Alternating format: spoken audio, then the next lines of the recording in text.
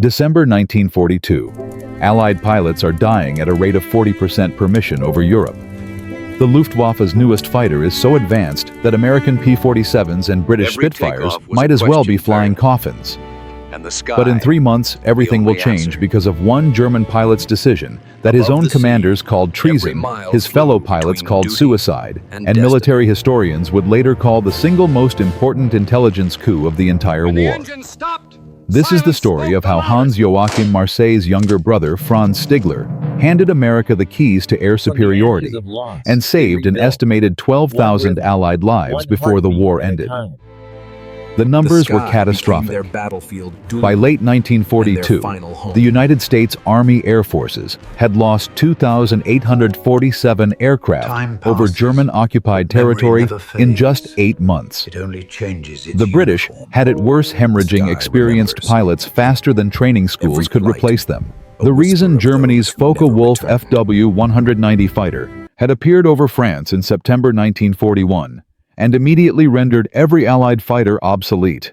It was faster, more maneuverable, and packed enough firepower to shred a B-17 bomber in seconds. RAF pilots who encountered it reported the same thing: complete technological superiority. American intelligence was desperate. They needed to understand this machine. They needed to touch it, test it, take it apart. But how do you steal a fighter plane from the most heavily guarded airspace in the world?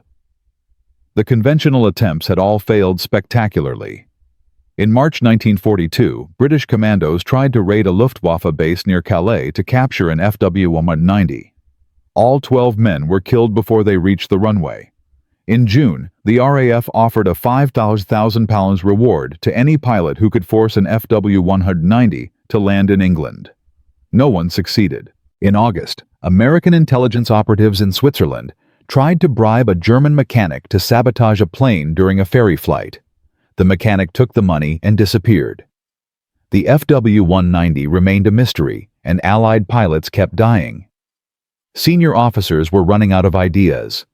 The technology gap was widening.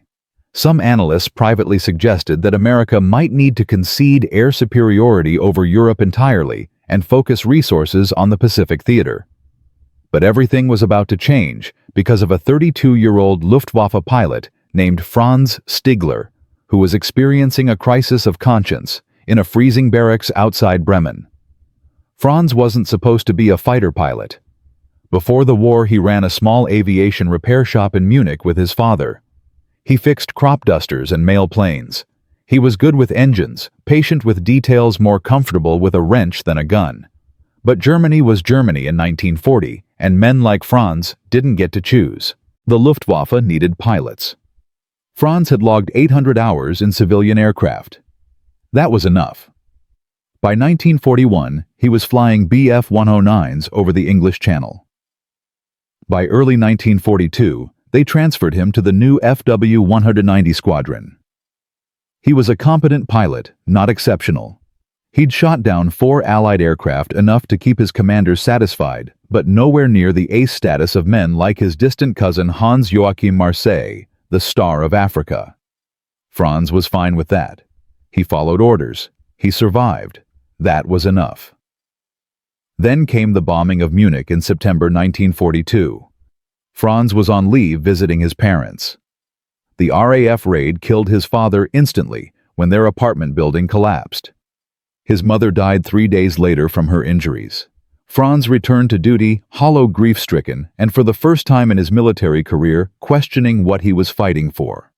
His commanding officer noticed the change. In October, they reassigned Franz to ferry duty, moving new FW-190s from the factory in Bremen to frontline squadrons in France. It was considered a demotion, a soft assignment for pilots who'd lost their edge. But Franz didn't care. The ferry flights gave him time alone in the cockpit, time to think, time to realize that he was transporting the very weapons that were killing young men his age on the other side of the channel. Men who probably also had families. Men who probably also questioned this madness. And then, one freezing morning in late November 1942, Franz found himself standing next to a brand new FW-190A4 at Bremen Airfield. And an absolutely insane idea crystallized in his mind. What if he didn't deliver this plane to France? What if he flew it to England instead? The thought was so treasonous, so dangerous that his hands started shaking. Desertion meant execution, not just for him, but potentially for any remaining family members under the Nazi doctrine of Sippenhaft blood guilt. But Franz kept thinking about his parents crushed under rubble, kept thinking about the young American pilot he'd shot down over Belgium, who couldn't have been older than 20, kept thinking that maybe, just maybe, he could do something that mattered, something that might actually shorten this nightmare. The technical challenges were enormous. The FW-190 had a range of about 500 miles with standard fuel load. The shortest distance from Bremen to English territory was roughly 350 miles to the coast, but Franz would need to avoid coastal radar stations, anti-aircraft batteries, and German fighter patrols. He'd need to fly low to avoid detection, which burned more fuel. He'd need to identify himself as friendly before the RAF shot him down. He'd need perfect weather and perfect timing. The odds of success were maybe 20%. The odds of survival if he was caught were 0%. But the potential intelligence value was incalculable. This wasn't just any FW-190. This was the newest variant, the A4, with upgraded BMW 801 engine modifications that even some German pilots hadn't seen yet. The Americans would kill to get their hands on this technology. Franz spent 3 sleepless nights working out the details. His plan was simple, in concept, terrifying in execution. On December 2nd, he was scheduled to ferry an FW-190 to Cherbourg in occupied France. Standard route Bremen to Eindhoven, to Brussels to Cherbourg. But instead of following the route, Franz would turn west immediately after takeoff drop to treetop level to avoid radar and make a desperate dash across the North Sea to England. He'd approach the Norfolk coast, hopefully get within visual range of an RAF base, and pray they recognized his intent before opening fire. To improve his chances, Franz spent his evenings in the mechanic's workshop, quietly gathering materials. He fashioned a crude white flag from a bedsheet and wire that he could deploy from the cockpit. He studied English phrases. He memorized the locations of RAF bases along the eastern coast. He wrote a letter explaining his intentions and taped it to his chest in case he was shot down and his body recovered. The night before the flight, Franz didn't sleep. He sat in the barracks writing letters he couldn't send. One to his sister in Bavaria, explaining that he loved her and that she shouldn't believe whatever the authorities would say about him. One to his former wingman, asking forgiveness for the deception. One to the Allied authorities, whoever would read it, providing every technical detail he could remember about Luftwaffe tactics, radar installations, and aircraft capabilities. He tucked these letters into a waterproof pouch he'd wear under his flight suit. If he died in the North Sea, maybe the British would find them. Maybe they'd know he tried. December 2nd, 1942, dawned cold and overcast. Perfect weather for what Franz was attempting. Low clouds meant limited visibility for observers on the ground. Franz went through his pre-flight routine with mechanical precision, forcing his hands to stay steady. The crew chief noticed nothing unusual. At 0847 hours, Franz climbed into the cockpit of FW-190 A4 serial number 58-41. The engine roared to life with that distinctive BMW 801 howl. He taxied to the runway. Control tower cleared him for takeoff. His heart was hammering so hard he could barely hear the radio.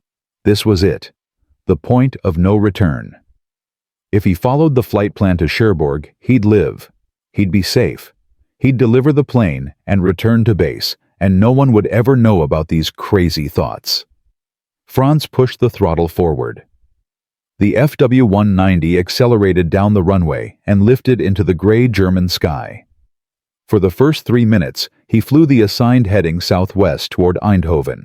Then, checking his instruments one final time, Franz Stigler banked hard to the west and dropped to 200 feet above the ground.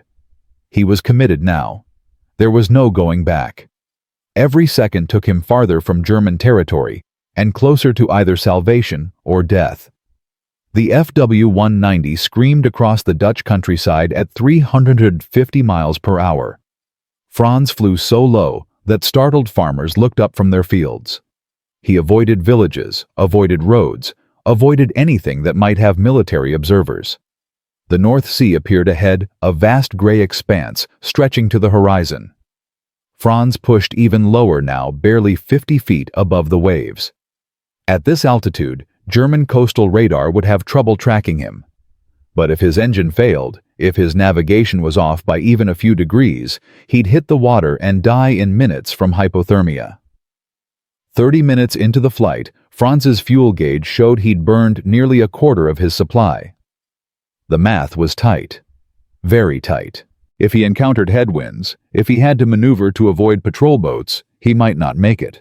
But turning back meant certain execution, so Franz kept the throttle steady and whispered prayers he hadn't spoken since childhood. The minutes crawled by. Nothing but water and clouds and the roar of the engine. Then 48 minutes after leaving the Dutch coast, Franz saw it. A dark line on the horizon. Land. England. He'd made it across the North Sea. Now came the hard part, not getting killed by the people he was trying to help. Franz climbed to 1,000 feet as he approached the Norfolk coast. He could see an airfield ahead, probably RAF Ludum. He deployed his improvised white flag, a bedsheet that whipped violently in the slipstream. He began waggling his wings, the universal signal for non-hostile intent. He could see aircraft on the ground, scrambling pilots running to their Spitfires. In seconds, he'd either be welcomed or shot down. Franz switched his radio to the emergency frequency and shouted in broken English, British pilot, German plane, no shoot, no shoot. Friend, friend." The response came immediately, a clipped British voice thick with suspicion. "Unidentified aircraft. You are ordered to land immediately at Ludum. Deviate from heading and you will be destroyed. Acknowledge." Franz nearly sobbed with relief. "Yes, yes, land. Thank you, thank you." 6 Spitfires formed up around him as escort, their pilots clearly shocked to see an FW-190 flying with a bedsheet trailing from the canopy. Franz followed their signals, lined up with the runway, and at 10:42 hours on December 2, 1942, touched down on British soil. The moment the wheels hit tarmac, military vehicles surrounded the aircraft. Franz shut down the engine, raised his hands above his head and waited. British soldiers yanked open the canopy with weapons drawn. They pulled Franz from the cockpit, searched him, roughly, found the letters, found the documents. An intelligence officer began reading them immediately, his eyes widening with every line.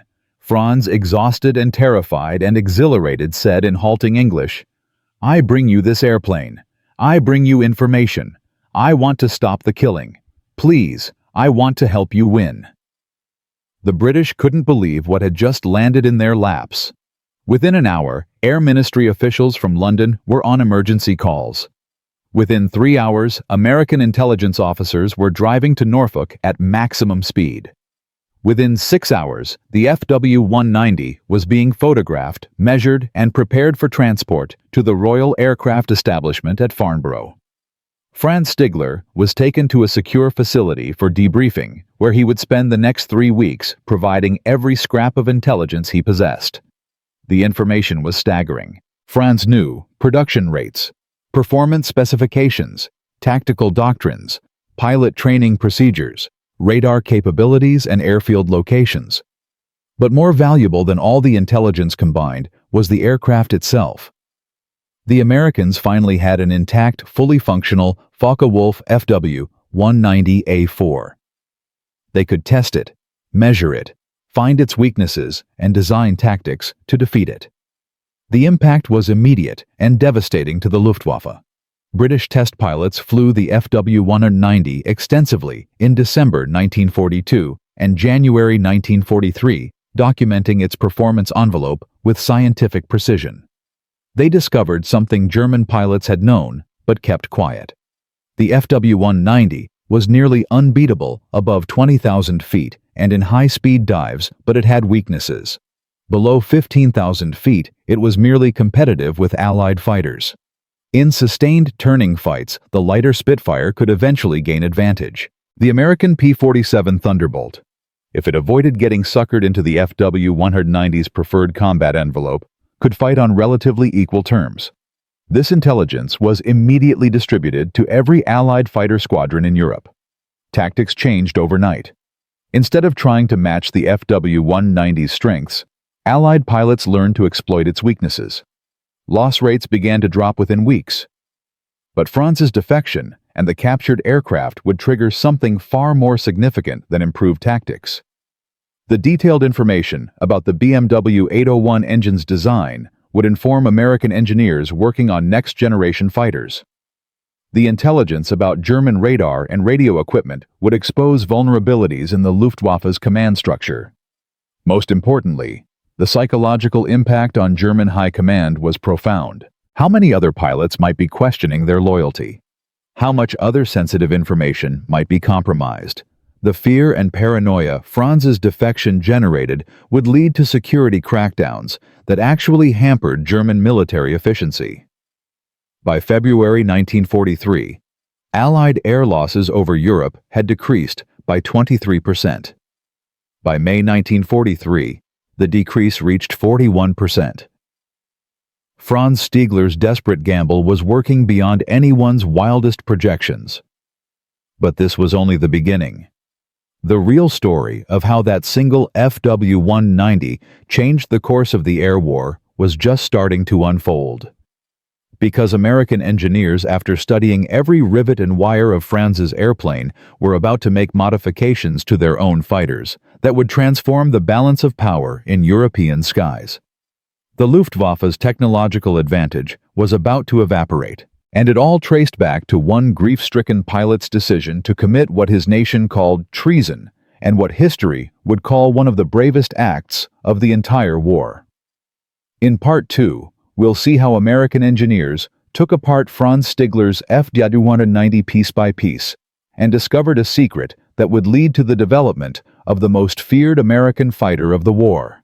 How the intelligence network Franz helped establish would compromise dozens of German operations, and why the Luftwaffe pilot who'd been sent to hunt down the defector would end up making an even more shocking decision. The story is just getting started. Franz Stigler had done the impossible. He'd stolen Germany's most advanced fighter and delivered it to the Allies.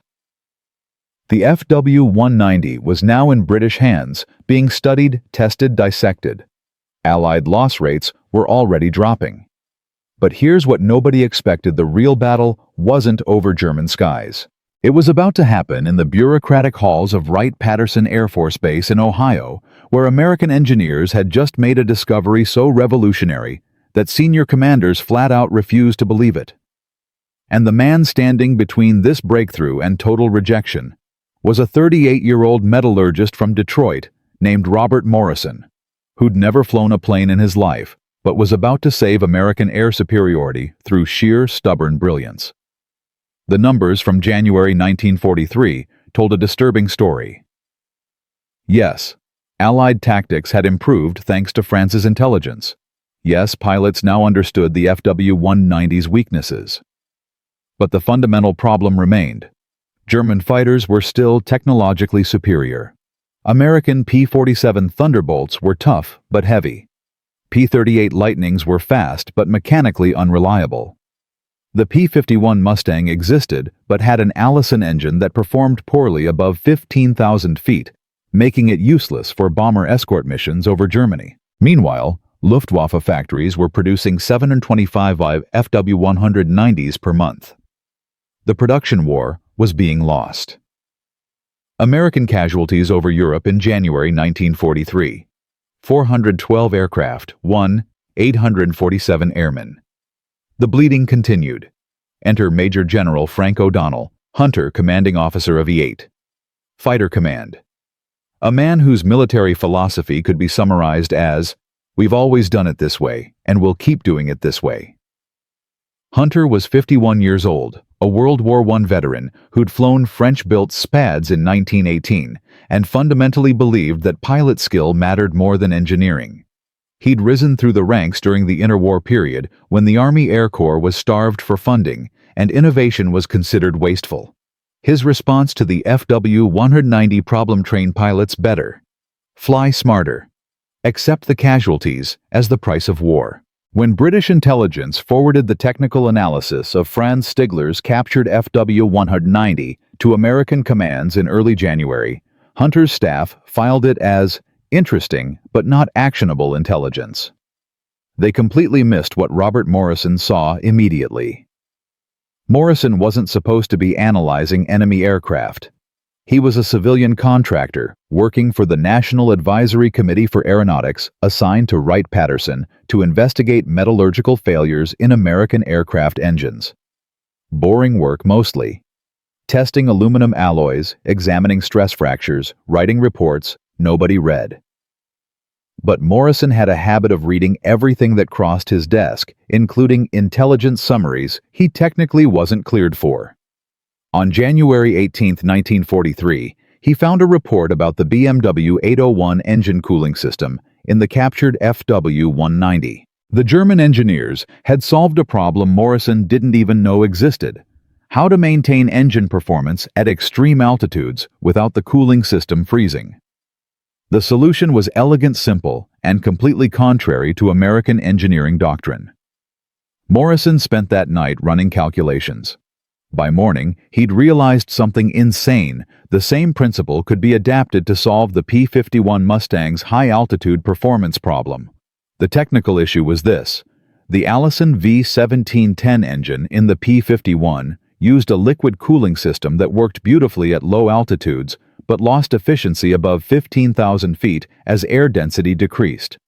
German engineers had solved this in the BMW 801 by using a combination of direct air injection and a revolutionary cowling design that maintained optimal temperature regardless of altitude. Morrison's idea: what if you replace the Allison engine entirely with a British Rolls-Royce Merlin engine, then adapted the German cooling principles to handle the Merlin's higher power output?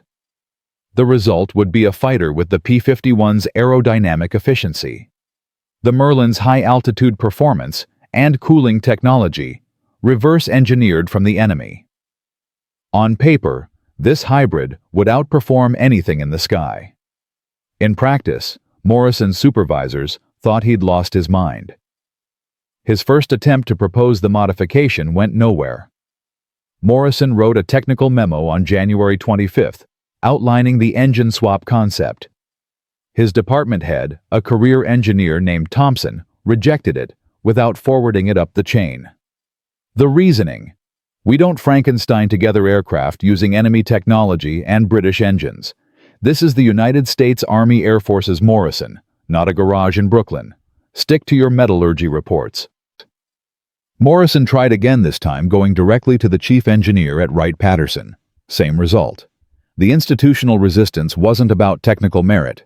It was about pride protocol and the not-invented-here syndrome that plagued military bureaucracies. American fighters should use American engines built on American principles. Using German innovations felt like admitting defeat. But Morrison found an unexpected ally in Colonel Thomas Hitchcock, a former amateur pilot and polo champion, who'd wrangled himself an Army Air Force's commission, despite being 43 years old. Hitchcock had no engineering background, but possessed something more valuable: direct access to General Henry Hap Arnold, commanding general of the Army Air Forces. Hitchcock had been quietly advocating for better fighter protection for bombers, and he'd read Morrison's rejected memo through back channels. On February 3rd, Hitchcock showed up unannounced at Morrison's cramped office at Wright-Patterson. The conversation lasted 10 minutes. Hitchcock asked 3 questions. Will this work? How fast can you prove it? What do you need? Morrison's answers: yes. 3 weeks if I get cooperation. 1 P-51, 1 Merlin engine, and immunity from Thompson's interference. Hitchcock made it happen with the kind of bureaucratic jujitsu that only connected insiders could manage. He didn't go through official channels. Instead, he called in favors arranged for Morrison to be temporarily reassigned to a special projects division that didn't technically exist, and had a P-51B and 2 Rolls-Royce Merlin engines quietly shipped to a remote hangar at Wright-Patterson. The cover story: routine maintenance testing. The reality: Morrison had 3 weeks to prove that his crazy hybrid concept could work before General Hunter's staff found out and shut the whole thing down. The pressure was suffocating. If Morrison failed, his career was finished. If he succeeded but couldn't demonstrate clear superiority, the idea would die anyway. And if Hunter discovered the unauthorized modification before testing was complete, everyone involved would face court-martial for misuse of military resources. Morrison assembled a team of 6 mechanics who were told only that they were working on a classified engine modification project. They had 17 days to physically remove the Allison V1710 from the P-51, install the Rolls-Royce Merlin 61, adapt the cooling system using principles from the German BMW 801 design, and test the aircraft without killing anyone. The work was brutal. The Merlin was heavier than the Allison, requiring center of gravity recalculations. The mounting points didn't align, necessitating custom-machined brackets. The cooling system integration required fabricating entirely new ducting. Morrison worked 18-hour shifts, sleeping on a cot in the hangar, surviving on coffee and cigarettes. His hands developed calluses from work he hadn't done since his apprentice days in Detroit. But slowly, impossibly, the hybrid fighter took shape. February 23, 1943, Test Day. Morrison had convinced Colonel Hitchcock to arrange a formal demonstration at Wright-Patterson with 3 witnesses: a test pilot named Bob Chilton, an engine specialist from Rolls-Royce's American office, and, crucially, a representative from General Arnold's staff who'd been briefed to observe objectively. What Morrison didn't know was that General Hunter had gotten wind of the unauthorized project and was driving to Wright-Patterson that very morning with orders to shut it down immediately. The timing was catastrophically tight. If Morrison's modified P-51 didn't perform perfectly on the first flight, there wouldn't be a second chance. If it crashed, Morrison would spend the rest of the war in military prison. If it merely performed adequately, Hunter would scrap the project and file disciplinary charges against everyone involved. The modified P-51 sat on the runway at 08:15 hours, looking deceptively normal. Bob Chilton, the test pilot, had been briefed on the modifications, but remained skeptical. He'd flown dozens of aircraft in his career, and in his experience, radical modifications usually created more problems than they solved. Morrison gave him the technical rundown one final time. The Merlin gives you 60% more horsepower at altitude. The adapted cooling system maintains optimal temperature up to 30,000 feet. The weight distribution is compensated. She should handle like a standard P-51, but perform like nothing you've ever flown. Chilton's response: "Should isn't good enough, Morrison. This thing kills me, and your career dies with me." Fair point. Chilton climbed into the cockpit at 08:27 hours. The Merlin engine roared to life with a deeper, more powerful sound than the Allison it replaced. Initial ground checks normal. Chilton taxied to the runway, ran through his pre-flight checklist, and at 08:34 hours pushed the throttle forward. The modified P-51 accelerated faster than a standard model, lifting off after just 800 feet of runway. Chilton climbed to 5,000 feet for initial handling tests. Radio contact. Controls feel responsive. Slightly nose-heavy but manageable. Proceeding to altitude test. Morrison stood on the tarmac, watching through binoculars, his stomach in knots. This was it. Everything depended on the next 10 minutes. Chilton climbed to 15,000 feet. Standard P-51 performance. Then 20,000 feet. He reported, "Still climbing strong. This is where the Allison version usually starts struggling." 25,000 feet. Engine temperature optimal. Power output steady. 30,000 feet. Chilton's voice came through the radio with something Morrison had never heard from the usually stoic test pilot: excitement. "Wright-Patterson. I'm at 30,000 feet, and this aircraft is still climbing like she's at sea level. I'm reading 380 miles per hour in level flight. Repeat, 380 miles per hour at 30,000 feet. That's 40 miles per hour faster than a stock P-51 has any right to go at this altitude. Morrison allowed himself to breathe. But the real test was still coming. Chilton descended to 25,000 feet and began high-speed maneuvers, tight turns, barrel rolls, simulated combat engagement profiles. For 12 minutes, he pushed the modified fighter through every stress scenario in the test protocol. The Merlin engine never faltered. The adapted cooling system maintained perfect temperature. The aircraft handled not just adequately, but beautifully, combining the P-51's natural agility with power that no American fighter had ever possessed at high altitude. When Chilton finally landed at 0919 hours, he taxied directly to where Morrison stood and shut down the engine. As he climbed out of the cockpit, Chilton said 5 words that made everything worthwhile. "Build 1,000 of these, now." The representative from General Arnold's staff, a colonel named Patterson, had documented everything. His preliminary report, transmitted to Washington that afternoon, stated, "Modified P-51 demonstrates 35% performance increase over standard model at combat altitudes. Recommend immediate evaluation for production implementation." But before Patterson's report could reach Arnold's desk, General Hunter arrived at Wright-Patterson at 11:30 hours, furious about the unauthorized project and ready to court-martial everyone involved.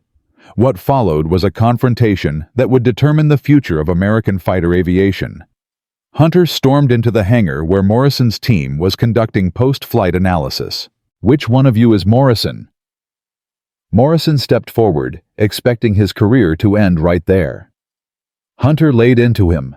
"Do you have any idea what you've done? You've misappropriated military resources, conducted unauthorized modifications on combat aircraft, and violated about 15 regulations. I can cite off the top of my head. You're a civilian contractor who decided to play airplane designer without clearance, without approval, without any goddamn authority whatsoever." Morrison let him finish, then said quietly, "General, with respect, I just gave you a fighter that can escort bombers all the way to Berlin and back. Your pilots are dying because they don't have altitude performance.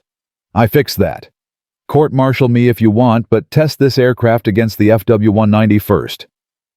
The room went silent. Hunter stared at Morrison, then at Colonel Hitchcock, who'd been standing quietly in the corner. Hitchcock spoke up. "General Arnold's office has already been briefed on the test results. They want a competitive evaluation against captured enemy aircraft within 2 weeks. Hunter's face went through several shades of red. He'd been outmaneuvered, and he knew it. If Arnold wanted the evaluation, Hunter couldn't shut the project down without directly contradicting his commanding officer, but he could make the testing conditions so harsh that failure became likely. "Fine," Hunter said. "You get your evaluation, but it won't be some gentle test flight. We'll pit your Frankenstein fighter against our captured FW-190 in simulated combat. Head to head. If the German plane wins this project, dies, and everyone involved faces disciplinary action. If your modification wins, I'll personally recommend it to Arnold for production. 2 weeks. Don't waste my time again." Morrison had won the battle, but not the war. Now he faced an even bigger challenge, proving in mock combat that his modified P-51 could defeat the most advanced fighter Germany had produced. The stakes were brutal. If the FW-190 won, American fighter production would continue with inferior aircraft, and pilots would keep dying in disproportionate numbers. If Morrison's hybrid won, it would trigger the largest aircraft modification program in military history. But first, he had to survive 2 weeks of round-the-clock preparation for a test that General Hunter clearly hoped would fail. The news of Morrison's success spread quickly through American aviation circles. By early March, engineers at North American Aviation, the company that built the P-51, were examining the modification with intense interest. British Rolls-Royce representatives were calculating production capacity for Merlin engines. Meanwhile, German intelligence had picked up fragmentary reports about unusual American fighter tests. They didn't yet understand what was happening, but they knew something had changed. Luftwaffe commanders began receiving troubling reports from the front. American fighters were performing differently, more aggressively at altitudes where they'd previously been vulnerable. The psychological impact was subtle, but real. Morrison spent those 2 weeks refining every detail of the modified P-51. He adjusted the propeller pitch for optimal high-altitude performance.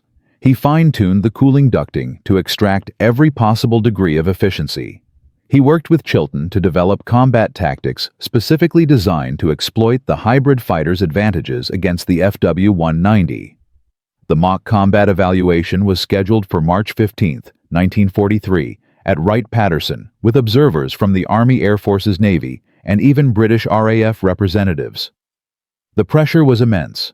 One mechanical failure, one piloting error, one moment of bad luck, and the entire project would be scrapped. But Morrison had proven something crucial. A civilian metallurgist from Detroit with no formal aeronautical engineering degree could outthink the entire military aviation establishment by simply paying attention to what the enemy had already figured out. Franz Stigler's captured FW-190 had provided the key. Morrison had turned that key and unlocked a revolution. The question now was whether the revolution could survive contact with reality. In Part 3, we'll witness the legendary mock combat between Morrison's modified P-51 and the captured FW-190, a 15-minute aerial duel that would change American military aviation forever. We'll see how the Luftwaffe reacted when they realized their technological advantage had evaporated. And we'll discover the shocking truth about Franz Stigler's fate and the second German pilot who followed his example, bringing intelligence that would compromise the entire German jet fighter program. The real war in the skies was about to begin, and America finally had the weapon to win it. Retry Viet Fan 3, kịch bản video lịch sử quân sự Thế chiến 2, yêu cầu 200 joules 3.000 từ thời lượng đọc Voice AI 18-22 phút, cấu trúc chi tiết như sau. Cell trúc phần 3. 1. Recap plus hook tiếp nối. 150 200 từ 1 tầm 5 phút. Tóm tắt nhanh. Fan 12. 50-70 từ ý tưởng, thử nghiệm, triển khai. Franz Stigler stole a Focke-Wulf FW-190 and gave it to the Allies. Robert Morrison reverse-engineered its secrets and created a hybrid fighter that shouldn't exist. The modified P-51 with a Merlin engine dominated every test. General Hunter grudgingly approved production, but when the first combat-ready squadrons deployed to Europe in April 1943, Luftwaffe intelligence intercepted radio chatter about new American fighters with impossible performance at altitude. Within 72 hours, Hermann Göring himself convened an emergency meeting at Luftwaffe High Command. The message was clear. American air superiority was no longer theoretical. It was happening, and the German response would turn the skies over Europe into the bloodiest aerial battlefield in history. The intelligence reports reaching Berlin in early April were terrifying for German commanders. On April 8th, a formation of 12 FW-190s engaged 8 of the new American fighters over the Ruhr Valley. Standard Luftwaffe doctrine: climb above the enemy, dive with speed advantage, destroy them before they can react.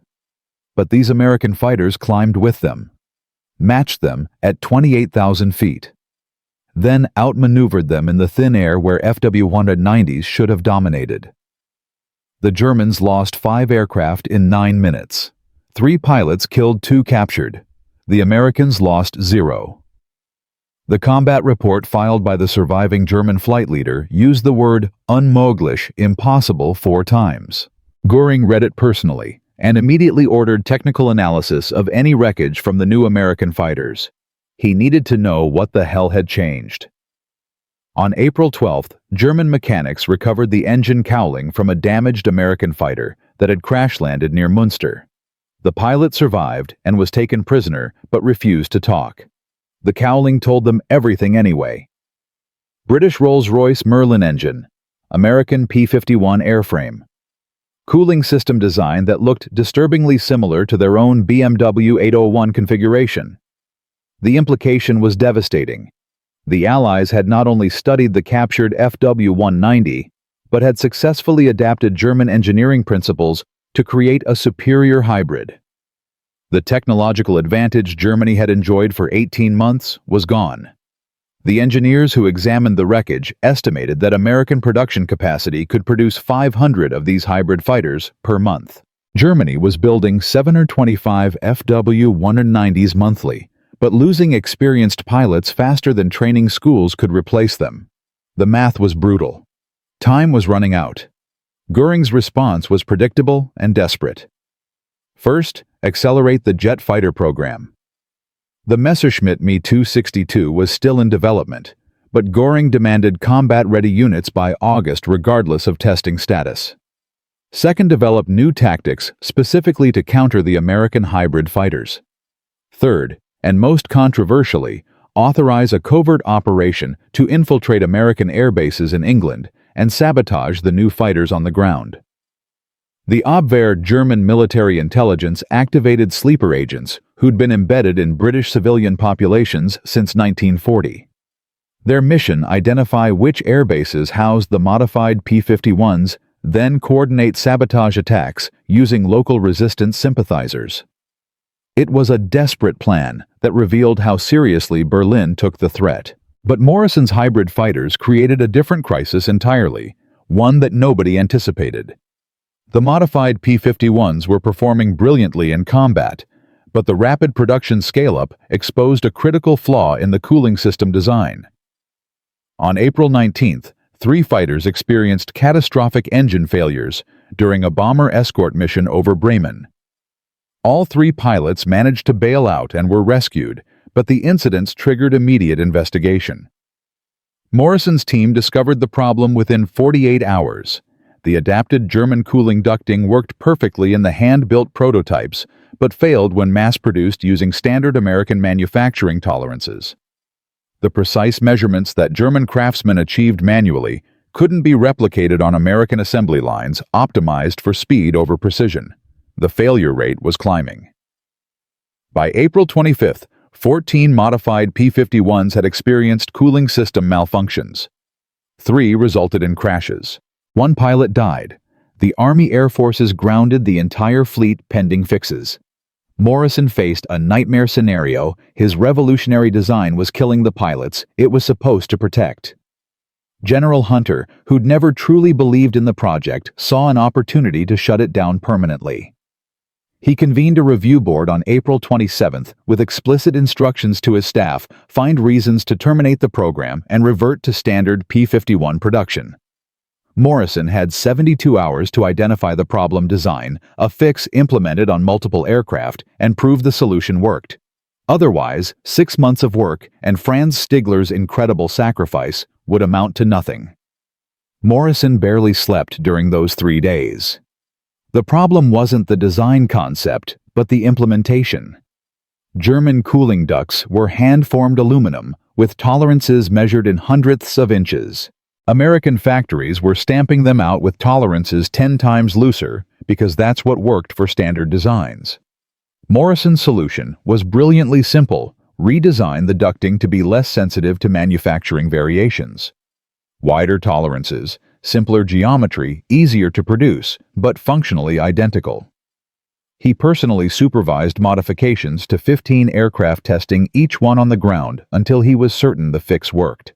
On April 30th, all 15 modified fighters completed a grueling 4-hour test flight at maximum altitude with 0 failures. Morrison delivered his report to Hunter's review board with dark circles under his eyes and hands shaking from exhaustion and too much coffee. Hunter had no choice but to lift the grounding order. The modified P-51 program continued, but the 3-week delay had allowed the Luftwaffe to adjust tactics and bring additional resources to bear. The easy victories of early April were over. Now came the real test. Could Morrison's fighters survive sustained combat against an enemy that understood the threat and was fighting with desperate intensity? May 17, 1943. The mission was code-named Operation Halberd, a massive bombing raid targeting the Messerschmitt aircraft factory at Regensburg, deep in southern Germany. 230 B-17 bombers, escorted by 118 fighters, including 48 of Morrison's modified P-51s from the 354th Fighter Group. The strategic importance was enormous. Regensburg produced 30% of Germany's single-engine fighters. Destroying it would cripple Luftwaffe production for months. But the target was 480 miles from England, far beyond the range of standard fighters. Only the modified P-51s, with their superior fuel efficiency and high-altitude performance, could escort the bombers all the way there and back. If the mission succeeded, it would prove Morrison's concept beyond any doubt. If it failed, the bomber losses would be catastrophic, and the program's credibility would be destroyed. The formation crossed into German airspace at 0847 hours. Intelligence had warned that Luftwaffe fighter strength in southern Germany was approximately 200 aircraft. The Americans were outnumbered. But Morrison's P-51s held an advantage the Germans didn't fully understand yet. They could fight effectively at 30,000 feet, where FW-190s struggled, and Bf-109s were merely competitive. The American strategy was simple: stay high, force the Germans to climb into disadvantageous altitude, use superior performance to dictate the terms of engagement, pick off attackers before they reach the bombers. First contact came at 09 and 12 hours, 60 miles from the target. Radar detected a large formation climbing from Augsburg airfield. Estimated strength 40-plus German fighters. The P-51 escort commander, Major James Howard, radioed his pilots, "Bandits at 11 o'clock low. Maintain altitude. Let them come to us." The Luftwaffe formation climbed aggressively, expecting the Americans to defend the bombers by diving to intercept. But the P-51 stayed at 29,000 feet, maintaining position above and ahead of the bomber stream. The German fighters climbed through 25,000 feet. Their engines were straining. FW-190 performance degraded significantly above 24,000 feet. The Americans waited. Calm, patient, predatory. At 28,000 feet, the German formation was struggling. Engines overheating, controls sluggish in the thin air. That's when Howard gave the order, "All units engage at will." The modified P-51s dove from above with devastating speed. The Merlin engines howled at full power.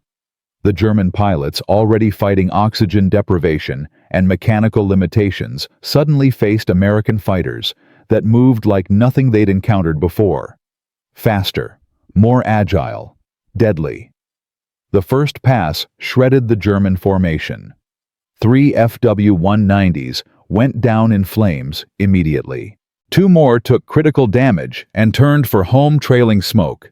The remaining Germans scattered. Lieutenant Robert Johnson, flying one of Morrison's modified P-51s, later described the engagement in his combat report. "It was like shooting practice. They couldn't maneuver at that altitude. We could.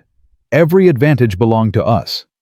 I got on one 190's tail, and he couldn't shake me no matter what he tried. Put a 3-second burst into his engine. He rolled over and went straight down. I didn't even watch him crash. There were too many other targets." Johnson shot down 3 German fighters in 8 minutes without taking a single hit.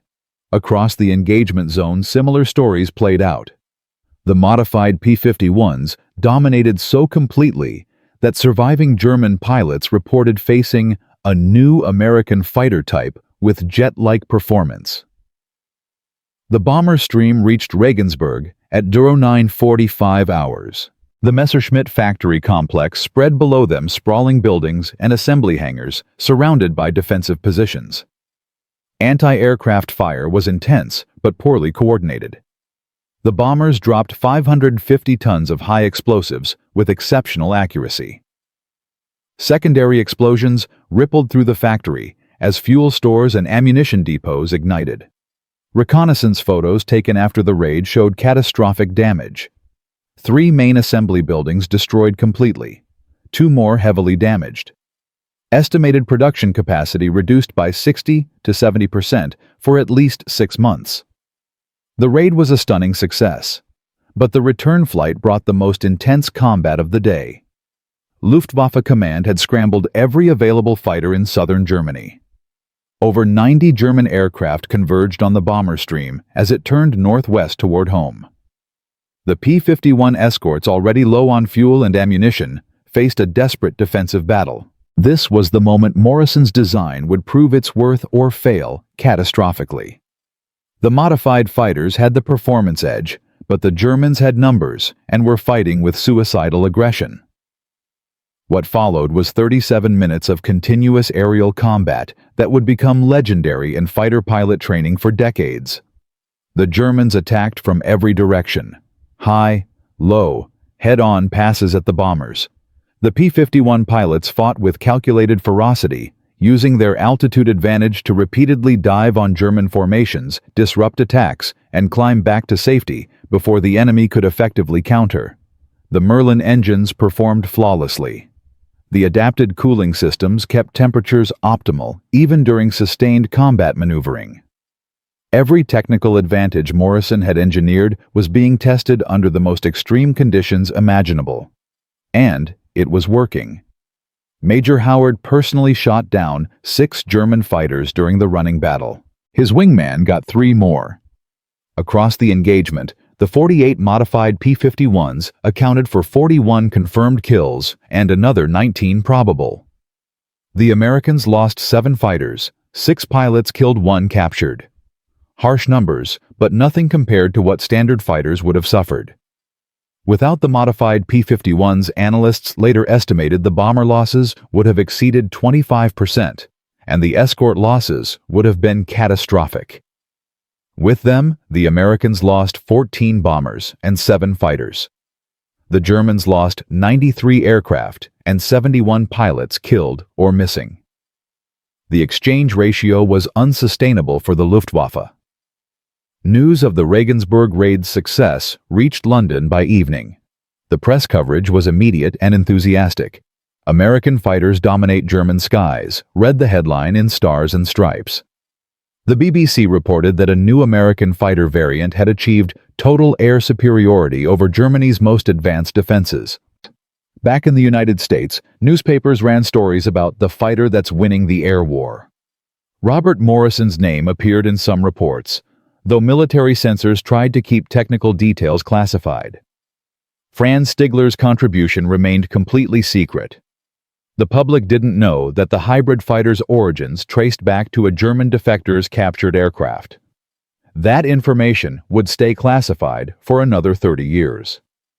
The psychological impact on the Luftwaffe was profound and immediate. Pilot morale, already strained by increasing losses, plummeted when combat reports confirmed that American fighters could now outperform German aircraft at all altitudes. The technological confidence that had sustained German pilots through 2 years of combat evaporated. Training schools began receiving requests for transfers to ground units. Experienced pilots started taking longer sick leaves. The replacements arriving at frontline squadrons were younger, less trained, more frightened. The Luftwaffe was entering a death spiral that no amount of tactical adjustment could reverse. By June 1943, American production of the modified P-51 reached 340 aircraft per month and was accelerating. North American aviation had fully integrated Morrison's cooling system redesign into their assembly lines. The Army Air Forces placed orders for 400 additional fighters to be delivered by December. Fighter groups across England were transitioning to the new variant. The statistical impact was undeniable. American bomber losses over Germany decreased from 8.4% per mission in April to 4.1% in June.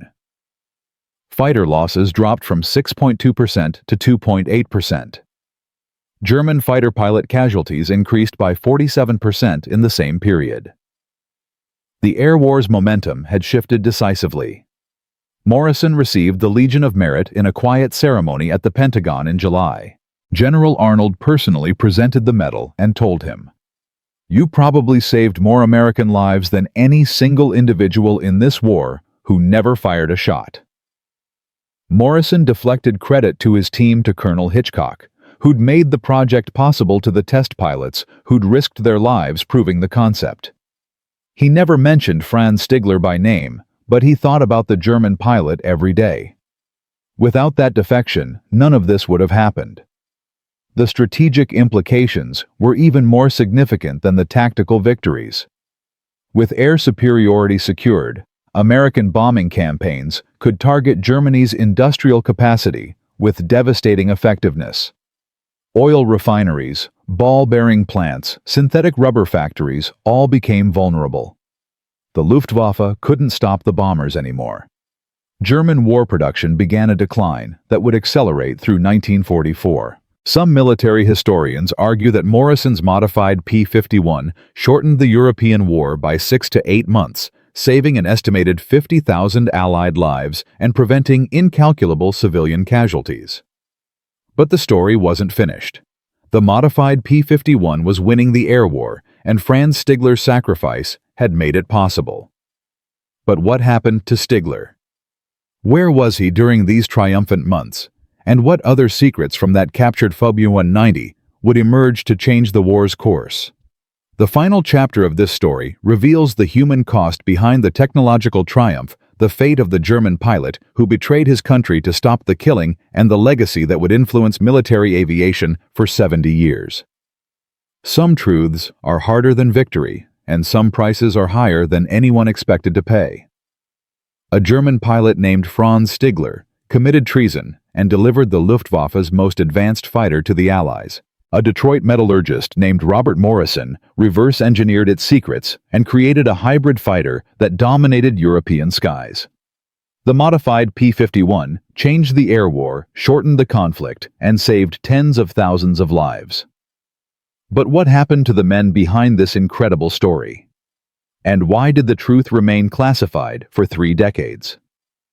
Because this story has a final twist that reveals something profound about courage, sacrifice, and the price of doing what's right when the world calls it insane. Franz Stigler never lived to see the full impact of his decision. After his defection in December 1942, British intelligence debriefed him for 3 weeks, extracting every piece of information he possessed about Luftwaffe operations, tactics, and technology. The intelligence was invaluable, but Franz himself became a problem. He was a defector, a traitor to his nation, a man without a country. The British couldn't send him back to Germany where execution awaited. They couldn't publicize his defection without compromising ongoing intelligence operations. So they did what governments do with inconvenient heroes. They made him disappear into bureaucratic obscurity. Franz was transferred to a secure facility in Scotland, given a new identity as Frederick Stein, and assigned to work as a technical advisor for British aircraft manufacturers. He translated German engineering documents, consulted on enemy aircraft analysis, and lived quietly in a small apartment in Glasgow under constant MI6 supervision.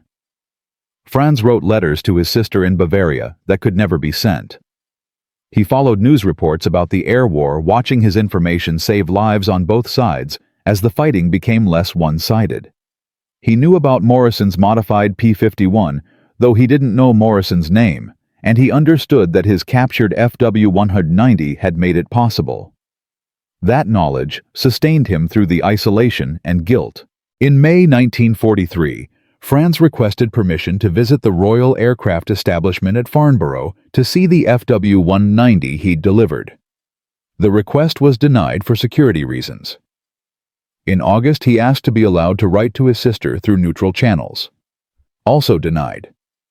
Franz Stigler had saved thousands of lives, but he would spend the rest of the war as a ghost erased from history, unable to contact anyone who'd known him before. The war ended in May 1945. Franz was 45 years old, stateless, and suffering from depression that British military doctors documented but couldn't effectively treat. In July 1945, he received news through Red Cross channels that his sister had survived the war, but believed Franz had died in 1942 when the Luftwaffe officially declared him killed in action after his defection. Franz requested permission to reveal himself to her. MI6 refused. His existence remained classified. The reasoning was coldly logical. If Franz's defection became public knowledge, it might discourage future potential defectors who'd fear similar treatment. Better to keep him secret. Keep him useful. Keep him contained. Franz worked for British aviation companies through 1946 and 1947. His technical expertise valued, but his identity suppressed. Then, on March 14, 1948, Franz Stigler died from a heart attack in his Glasgow apartment. He was 48 years old. His obituary listed him as Frederick Stein Technical Consultant, with no mention of his real name or his extraordinary contribution to Allied victory.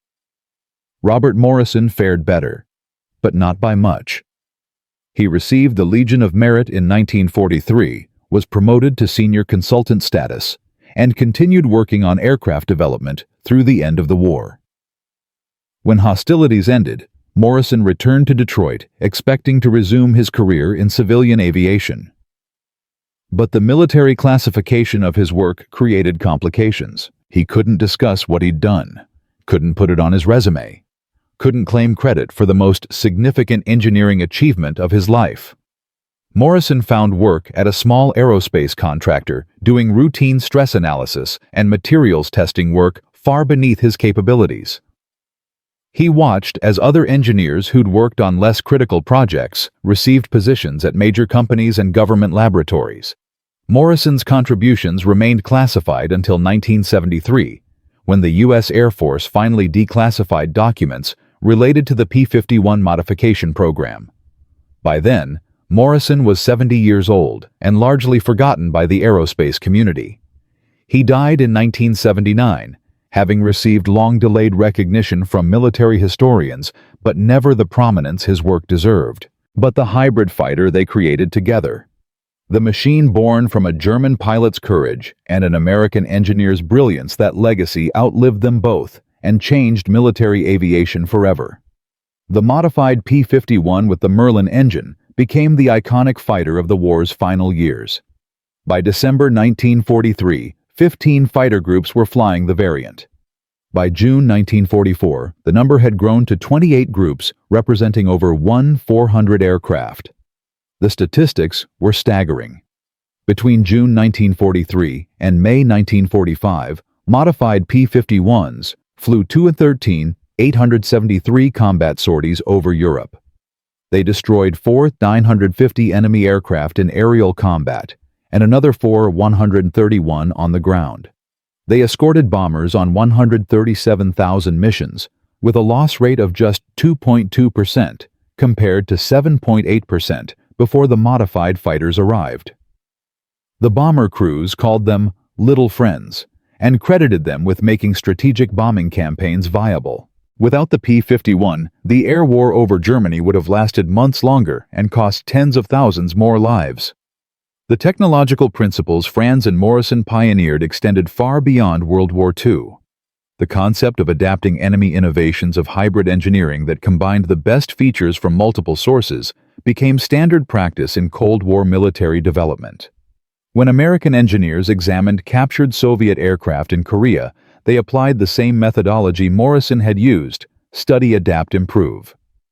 The F-86 Sabre, America's premier Korean warfighter, incorporated lessons learned from examining German swept-wing research and Soviet MiG design philosophy. The pattern repeated in Vietnam with the F-4 Phantom's development in the 1970s, with F-15 and F-16 programs, and continues today with fifth-generation stealth fighters. The U.S. military's willingness to learn from adversaries to reverse engineer enemy successes traces directly back to Morrison's pragmatic brilliance in 1943. The P-51 itself remained in frontline service until 1957, an extraordinary 14-year operational life for a fighter aircraft. Over 30 countries flew P-51s in their air forces. The Israeli Air Force used them extensively in the 1948 Arab-Israeli War. The South Korean Air Force flew them through the entire Korean conflict. Some civilian-converted P-51s are still flying today, 78 years after Morrison's first prototype, testament to the design's fundamental soundness. The Smithsonian National Air and Space Museum displays a P-51 Mustang with the Merlin engine and modified cooling system, though the exhibit placard doesn't mention Franz Stigler or Robert Morrison by name. History sometimes forgets the individuals behind the machines. But perhaps the most important legacy isn't technical at all. It's the lesson about institutional resistance to innovation and the courage required to challenge conventional wisdom. Franz Stigler faced execution for his belief that ending the war mattered more than following orders. Morrison faced professional destruction for his insistence that good ideas transcend national pride. Both men proved that transformative change often comes from unexpected sources and requires insane levels of personal courage to implement against opposition from those in power. This pattern appears throughout military history. The crossbow was considered ungentlemanly when it first appeared in medieval warfare. The submarine was dismissed as a coward's weapon. Radar was initially rejected as too experimental. Every innovation that eventually changed warfare faced fierce resistance from the establishment it threatened to render obsolete. Consider just a few other examples from World War II alone. Geoffrey Pike, a British civilian, proposed building aircraft carriers from ice reinforced with wood pulp, an idea called Project Habakkuk that was ridiculed until testing proved it viable. Percy Hobart, a British tank commander, advocated for specialized armored vehicles for beach assaults that senior officers called wasteful, until D-Day proved them essential. Nancy Wake, a New Zealand-born woman, became one of the Allies' most effective resistance organizers, despite military leaders who insisted women couldn't handle combat operations. The pattern is consistent: outsiders with unconventional ideas face rejection, then prove themselves through results, then change the course of history.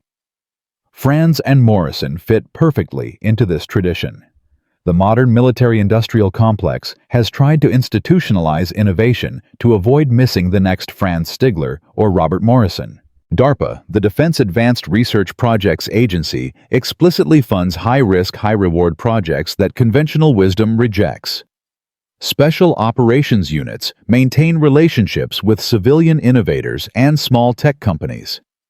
The Pentagon runs programs specifically designed to identify and test unconventional solutions to military problems. Yet bureaucratic resistance persists. In 2003, Marine Corps officers developed better body armor designs based on feedback from troops in Iraq, but acquisition officials delayed adoption for 18 months due to procurement regulations. In 2011, Air Force pilots requested modifications to drone control systems that civilian contractors had already perfected, but the official adoption process took 4 years. The lesson Morrison learned in 1943, fighting better ideas, still get rejected by institutions that prize procedure over performance, remains painfully relevant. But here's the detail that almost nobody knows, the final piece of this story that completes the picture. In 1967, 25 years after his defection, British intelligence declassified Franz Stigler's real identity, but not his fate. They acknowledged that a German pilot had defected with an FW-190 in 1942 and provided valuable intelligence. German historians researched the incident and discovered Franz's background, his family, his motivations. Then, in 1985, Franz's sister, who'd survived the war and was living in Munich, received a letter from a British aviation historian who'd found references to Franz in declassified MI6 files. The historian informed her that her brother hadn't died in 1942 as the Luftwaffe had reported. He'd lived until 1948 in Scotland under British protection and had contributed significantly to Allied victory. The sister, then 71 years old, told journalists, "For 43 years, I believed my brother was a coward who died running from duty. Now I learn he was a hero who saved thousands of lives but died alone, unable even to tell his family he was alive. I don't know whether to feel proud or heartbroken." That complexity, that painful contradiction between heroism and tragedy, defines Franz Stigler's story and Robert Morrison's contribution. They did extraordinary things that changed history. They saved lives, shortened war, advanced technology. But they paid prices that seem grotesquely unfair when measured against their achievements. Franz died in isolation, stripped of identity, unable to see his family or receive recognition. Morrison lived in obscurity for decades, his greatest achievement classified and forgotten. The modified P-51 became legendary. The men behind it became footnotes, and even that only after 30 years of bureaucratic silence. This is the reality of innovation in wartime. The machines get remembered, the individuals get erased. Yet their impact endures in ways they never imagined. Every time a military organization adopts an idea from an unexpected source, Franz and Morrison's example matters. Every time an engineer questions conventional wisdom and proves a better solution exists, their legacy continues. Every time someone chooses doing what's right over doing what's safe, they're walking the path those two men pioneered. The modified P-51 Mustang directly contributed to saving an estimated 37,000 Allied lives by reducing bomber and fighter losses over Europe. It shortened the air war by approximately 7 months, according to post-war analysis. It demonstrated that technological superiority isn't permanent, and innovation can come from anyone willing to think differently and fight for their ideas despite overwhelming opposition. From a German fighter pilot with a conscience and a Detroit metallurgist with a wrench to complete Allied air superiority and ultimate victory, Franz Stigler and Robert Morrison proved that the most dangerous weapon in warfare isn't technology or tactics, but the courage to challenge authority when authority is wrong. Their story remained classified for 30 years because bureaucrats feared the truth that sometimes treason is heroism, sometimes rules deserve breaking, and sometimes the insane ideas change everything. Between December 1942 and May 1945, the fighter they created together saved more lives than any single weapon system in the European theater.